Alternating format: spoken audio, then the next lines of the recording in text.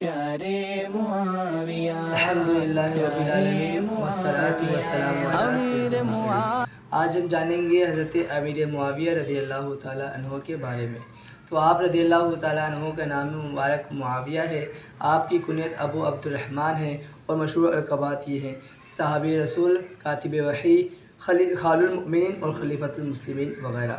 آپ رضی اللہ تعالیٰ عنہ کے والد محترم کا نام حضرت ابو سفیان رضی اللہ تعالیٰ عنہ ہے اور والدہ محترمہ کا نام حضرت ہند رضی اللہ تعالیٰ عنہ ہے، اور آپ کی بہن کا نام حضرت ام حبیبہ رضی اللہ تعالیٰ عنہ ہے، جو کہ حضور صلی اللہ علیہ وسلم کی زوجہ محترمہ ہیں۔ آپ رضی اللہ تعالیٰ عنہ کا سلسلہ نسب 5ویں پشت میں حضور صلی اللہ علیہ وسلم سے جا ملتا ہے۔ آپ رضی اللہ تعالیٰ عنہ 6 ہجری میں صلح حدیبیہ کے وقت دولت ایمان سے مالا مال ہوئے، لیکن اپنے ایمان کا اظہار نہ کیا، بلکہ فتح مکہ کے عظیم دن کے وقت اپنے ایمان کا اظہار کیا۔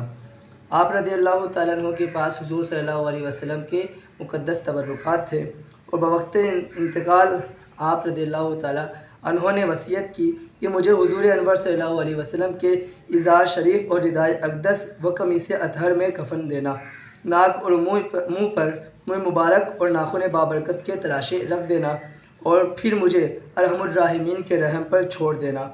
کاتب وحی جلیل القدر صحابی رسول حضرت سیدنا امیر معاویہ رضی اللہ تعالیٰ عنہ نے 22 رجب المرجب 60 ہجری میں 78 سال کی عمر میں داعی اجل کو لبیک کہا۔